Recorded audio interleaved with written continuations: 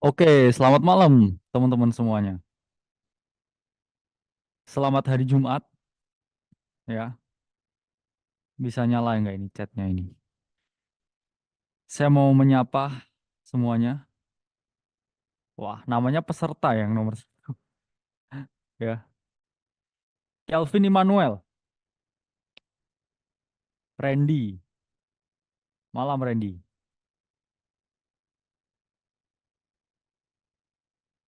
Fauzi. Malam. Ya, Yunatan. Malam. Malam yang cerah ya kali ini. Untuk jiwa yang tetap sepi ya.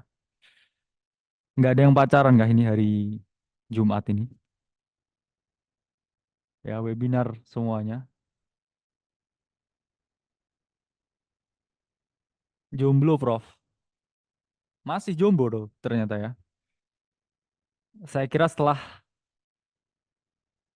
terakhir udah nggak jomblo. Masih ya berarti ya. Oke. Saya kangen, Prof.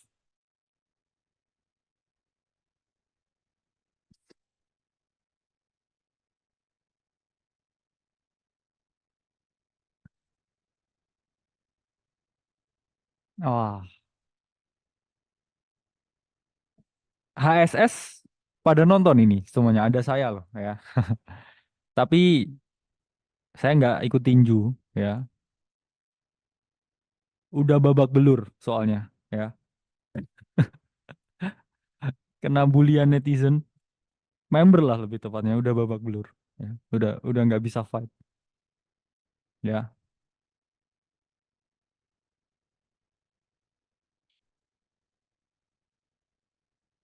Udah cukup cukup terluka. Ya.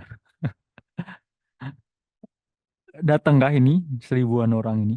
Nanti ketemu saya ya di sana. Nonton saya. Malam ini seru ya. Ya ini lucu ya. Jadi ada yang bilang Prof R itu saya bukan ya.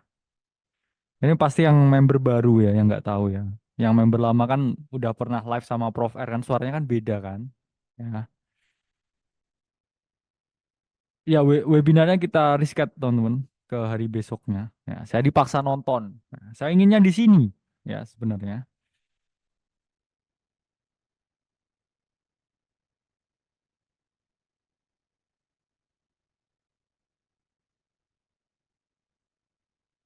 Webinarnya dipindah hari ini teman-teman. Jadi 21 ya SS-nya ya. Pas itu kita reschedule buat besoknya ya. Jadi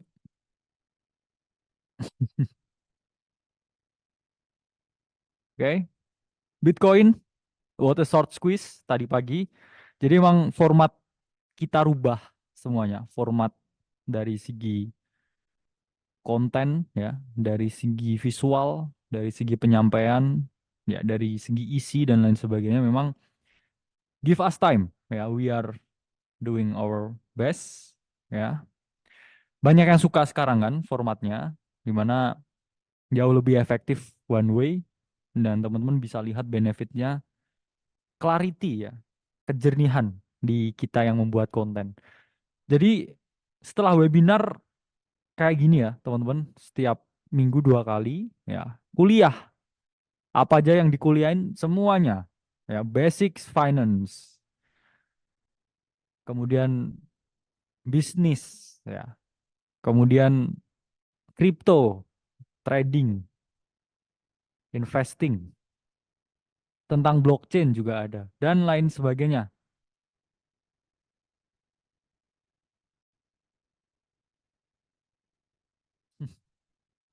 Oke, apakah sudah semuanya 2.800? Malam ini lebih seru ya yang dibahas. Hari pertama memang pengenalan, hari kedua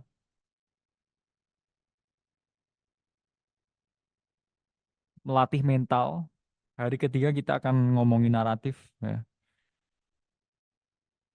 Oke, tanpa berlama-lama, silahkan dimatikan chatnya.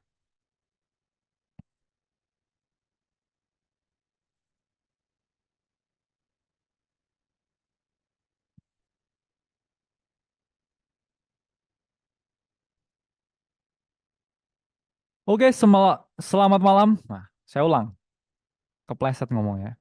Oke, selamat malam teman-teman webinar semuanya. Kita memasuki hari ketiga super webinar 7 hari berturut-turut.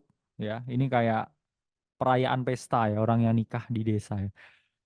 7 hari 7 malam ya. Aku melihatmu di sini, kamu melihatku di sini juga. Deep understanding of narrative research by Academy Crypto.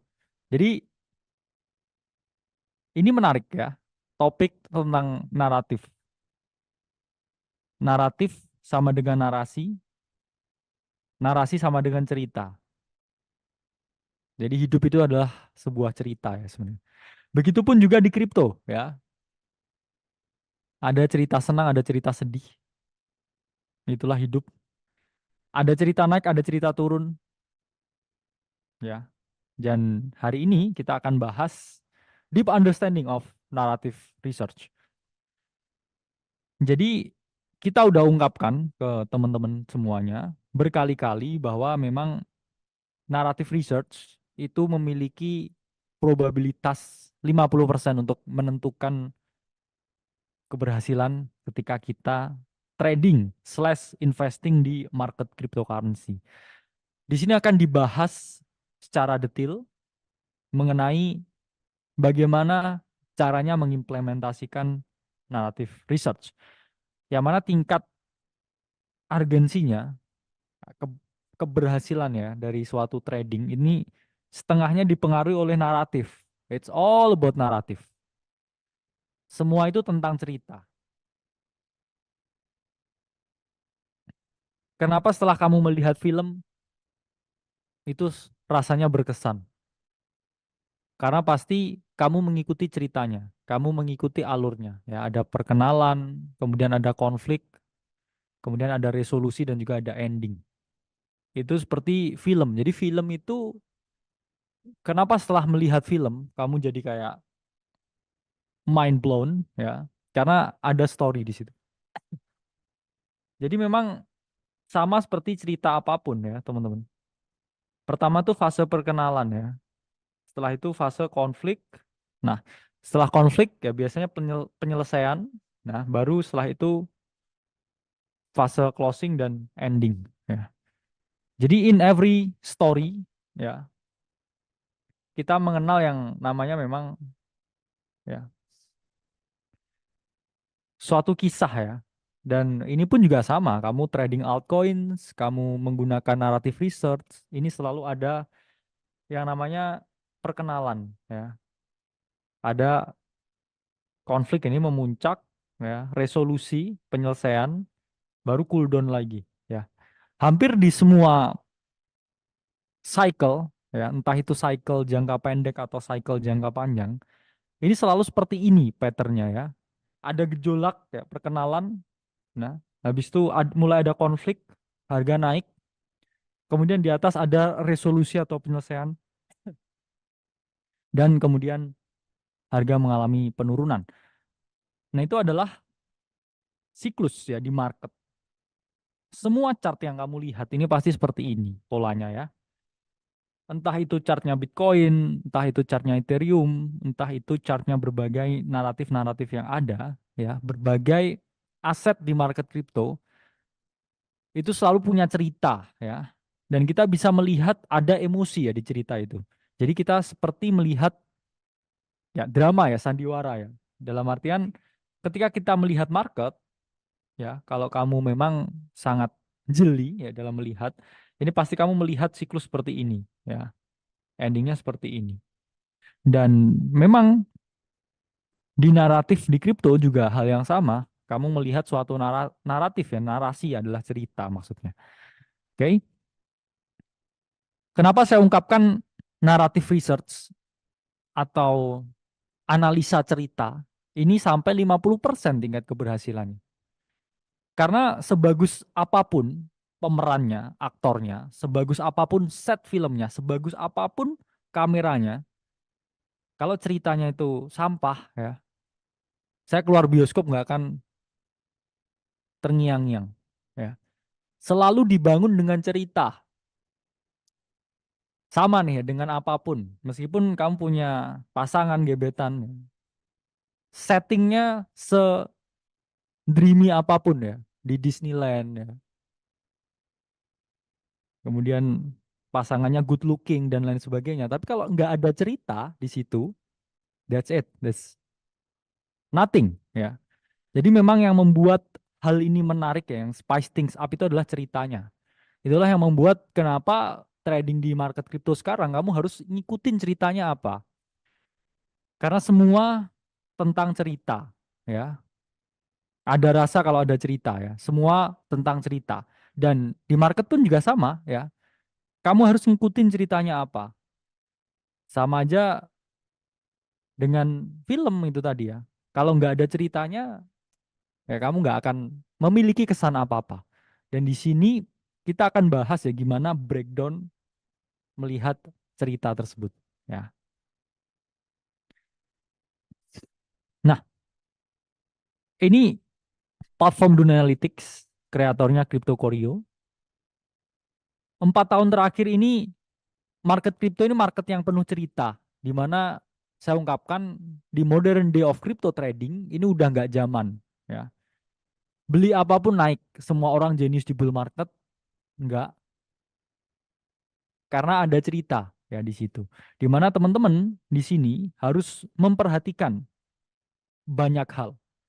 Dan ketika teman-teman tidak fokus ke ceritanya, cerita apa yang sedang terjadi, teman-teman you gonna miss the gains. Di mana di sini ini adalah chart yang menunjukkan performance naratif to naratif.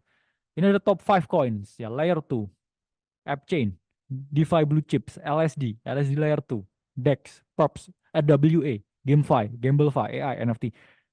Ini semua naratif, ini semua cerita ya. Ini sama dia kayak kamu lihat, oh ini genre romantik, genre horor, genre musikal, genre komedi, genre thriller, genre horor, dan lain sebagainya. Ini adalah suatu genre-genre film. Dan ketika kamu lihat kecenderungannya, teman-teman, ya, it's chart by CryptoCoreo. Cari Duna Analytic dan search CryptoCoreo. Jadi CryptoCoreo ini semacam provider untuk on-chain data, ya, berkreasi di atas platform Duna Analytic. Shout out to CryptoCoreo, bisa teman-teman cari. Di mana di sini bisa teman-teman lihat ya, every single time, ya, ketika dia ada di fase yang nggak hot. Ya, ini contohnya ini adalah Chinese naratif. Dia di keadaan bawah ini artinya apa? Artinya dia nggak getting attention. Dan ketika dia ada di range bawah ini, apa yang terjadi? Dia spiking up. Oke, it's a Chinese narrative di sini di area bawah. Terus kemudian apa yang terjadi? Spiking up. Dan setelah dia di range atas, apa yang terjadi? Dia retracing down.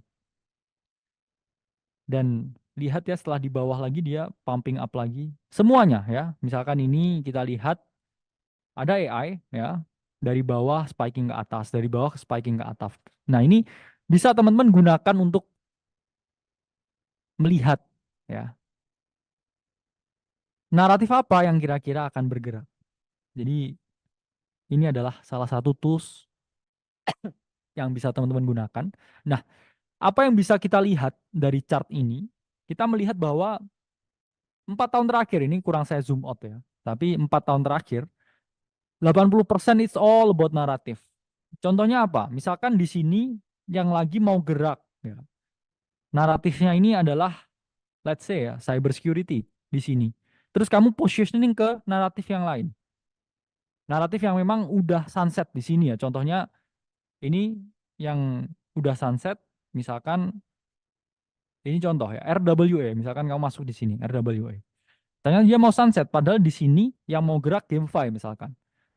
It's a better thing to do ya, kamu positioningnya di GameFi, bukan di RWA. Kenapa? Karena RWA ini ada chance udah senja ya naratifnya dan kemudian dia bisa mengalami penurunan. Dan ini silih berganti seperti siang dan malam ya siklusnya. Memang up and down dan ketika kita nggak bisa capitalize move-nya di saat yang tepat, di momen yang tepat, kamu ketinggalan ceritanya. Ya, sama aja kayak ketiduran di bioskop. Terus habis itu setelah bangun, apa tadi ceritanya?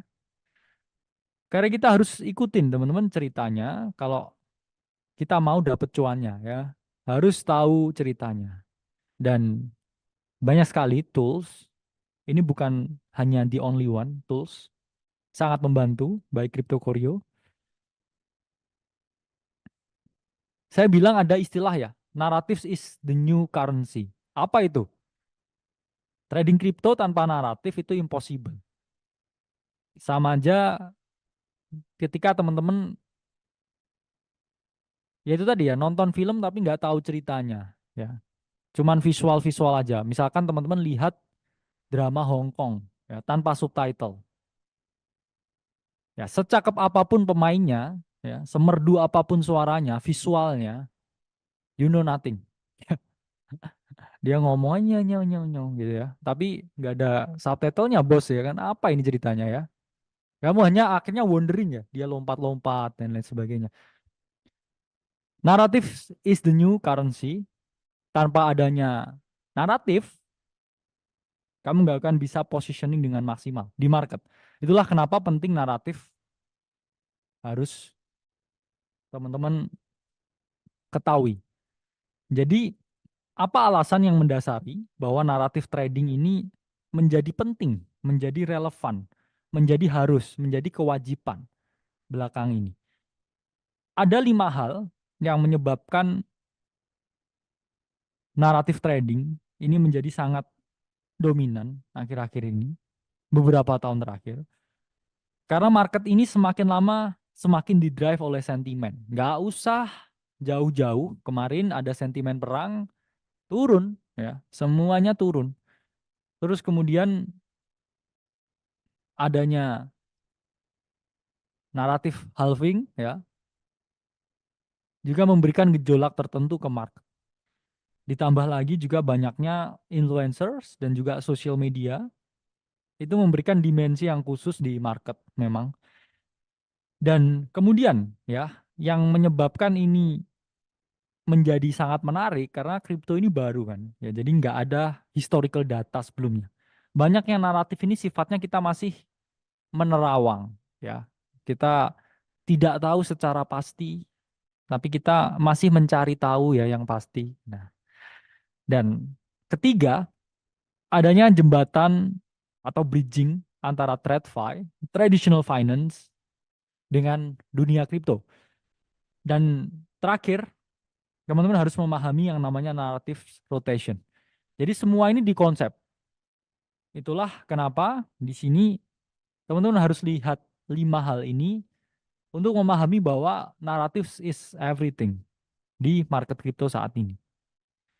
Jadi kita di 2023 kemarin ya, selama tahun 2023,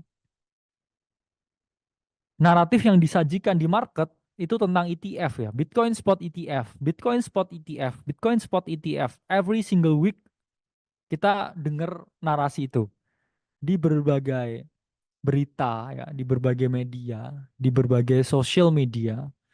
Ini narasinya tetap sama, Bitcoin Spot ETF, Bitcoin Spot ETF, Bitcoin Spot ETF. Yang mana memang itu adalah topik paling besar ya, cerita yang dianggap cerita paling sempurna. Ini headline utama, ini Cinderella ya.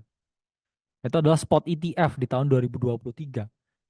Yang mana kalau kita lihat based on price action, teman-teman, kita lihat ya bahwa spot ETF ini memberikan volume yang sangat besar ke market.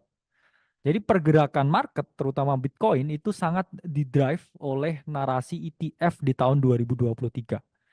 Bahkan kalau kita lihat altcoins memang sangat, saya bilang, underperform kalau dibandingkan Bitcoin di tahun 2023. Yang comeback ya pasti yang punya fundamental jelas ya, kayak Solana, kayak Avalanche dan lain sebagainya. Tapi market masih belum memberikan chance untuk micro to low caps untuk signing. Ya, jadi memang semua tentang main market, semua tentang Bitcoin dan mungkin beberapa kecil di sekitarnya ya, Dimana kalau kita bilang di sini, ETF membawa inflow yang sangat besar. Duit masuk yang sangat besar ke market. Dan itu juga didukung oleh on-chain data dari Glassnode yang mengungkapkan bahwa ya kenaikan selama tahun 2023 itu disebabkan oleh holder baru. Apa artinya? Artinya para institusi yang sebelumnya ini belum masuk ke Bitcoin, mereka bidding on Bitcoins. New wallet, ya, new holder. Sehingga kenaikan ini, ya, ini menguntungkan holder yang lama, ya, mereka-mereka yang udah tidur sejak beberapa periode yang lalu. Sementara yang new money, smart money, big institution, ini mereka akhirnya bidding, ya, feeding the market with their money.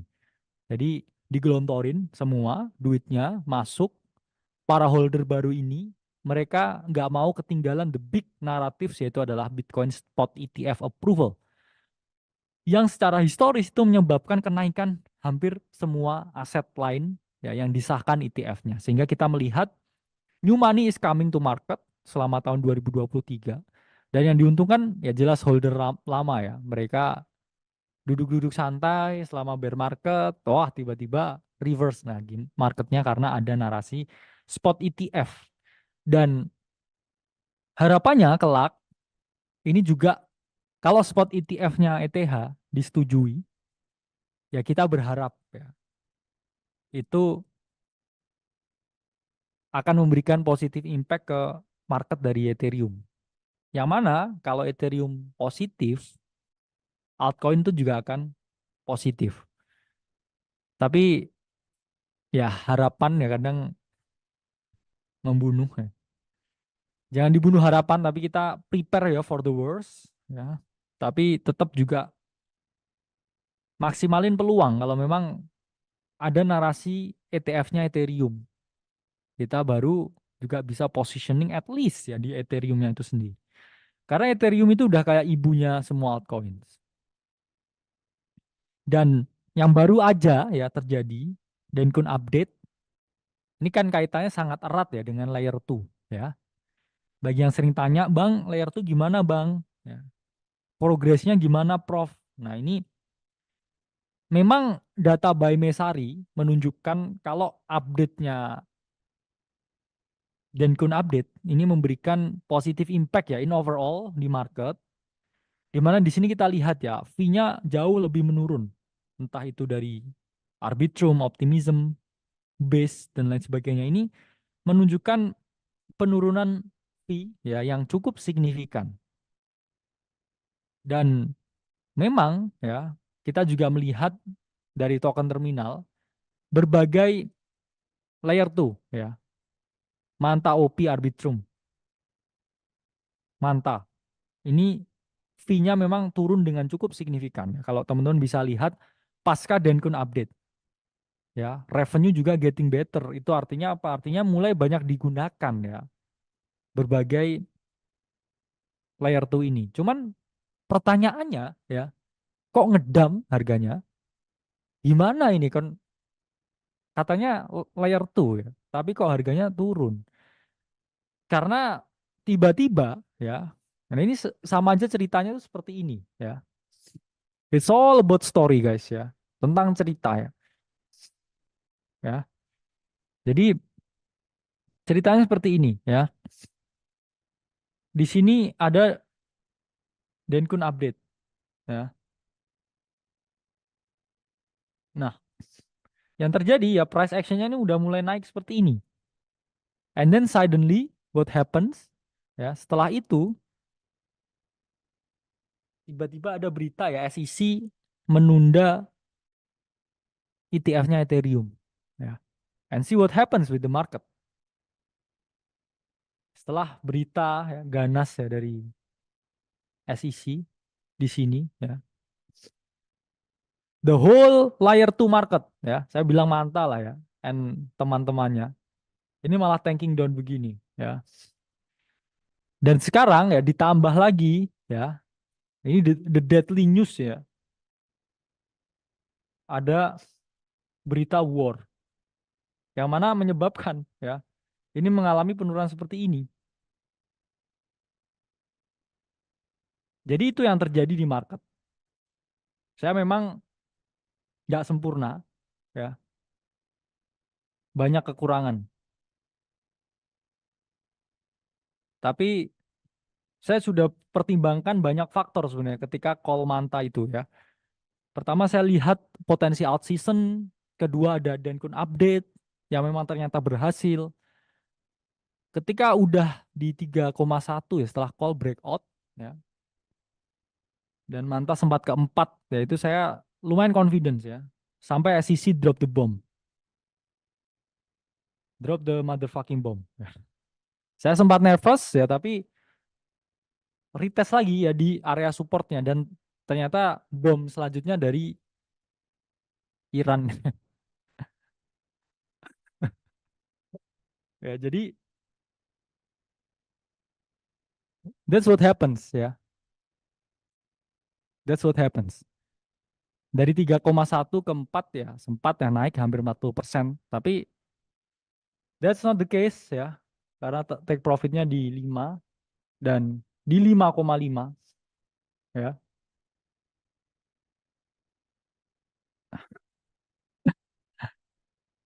Save me ya from worthy.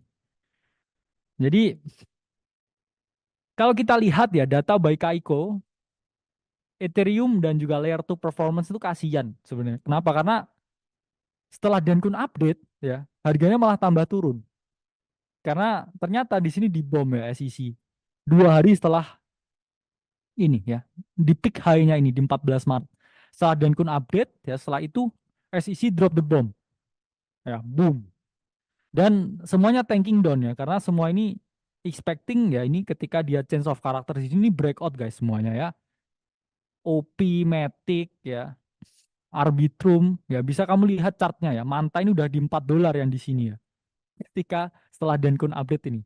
Dan kemudian SEC drop the bomb ya. Bisa kita lihat ya, dan akhirnya tanking down ya semuanya. Dan juga Ethereum in general juga kasihan ya, relatif sangat kasihan karena kalau kita bandingkan dengan Solana, ini data juga saya kemukakan di acara Road to Bitcoin Halving, sangat underperform ya ETH ini ketika dibandingkan dengan Solana, di mana selama 2023 ya ETH ini drop ketika Solana naik. What a waste ya untuk Ethereum. Dan ketika di sini mulai konsolidasi ya, saya mulai confident dengan Ethereum, dengan Layer 2. Setelah ETF approval ya, bahkan ETH ini belum ya mengalami kenaikan yang signifikan dibandingkan dengan Solana. Masih konsolidasi, tapi setelah Denkun update malah turun juga. Jadi itu market ya, a lot of things happen every day, every single second. Market crypto memang penuh dengan kejutan. Dan tapi ingat ya teman-teman, harus bedakan. Ini memang kita nggak ngomongin fundamental, tapi kita harus bedakan nilai intrinsik dan juga harga pasar. Yang berkilau ya belum tentu emas, tapi yang mungkin kamu anggap kurang, jangan-jangan dia yang memang beneran ya. Jadi ketika kita punya conviction dengan projectnya, ketika kita tahu apa yang kita beli dan memang masih belum terrefleksikan dengan harga pasar, better things to do juga adalah tetap beli dengan conviction. Saya juga tetap ada conviction karena ya pasti saya bedakan ya mana yang saya jadikan untuk hold, mana yang saya memang jual beli. Ya. Meskipun demikian ya berbagai layer 2 guys ini sempat mengalami kenaikan yang pesat ya, ZRX, LRC, ya OMG. Itu adalah proyek-proyek yang sempat ya mengalami kenaikan yang cukup pesat menjelang Ethereum ya Denkun update ini. Mereka sempat pumping. Sempat sangat oke pumpingnya ya. Before SEC drop the bomb ya. Dan akhirnya semua kehilangan momentum. Nah, lalu yang sempat kita bahas di webinar Super Mega Cycle ini terkait dengan Uniswap token reward. di mana berita itu kita ungkapkan sebelum terjadinya DeFi Summer. Dan ternyata ya, in the same day, Uniswap ya ini mengalami kenaikan 20% setelah ada wacana ya untuk mereward token kepada para holdernya. Ya, jadi ini berita by CoinDesk 7 Maret ini Uniswap juga mengalami kenaikan. Ini juga kita lihat dari token terminal saat itu setelah berita ya itu keluar, ini kita melihat ya kenaikan yang signifikan dari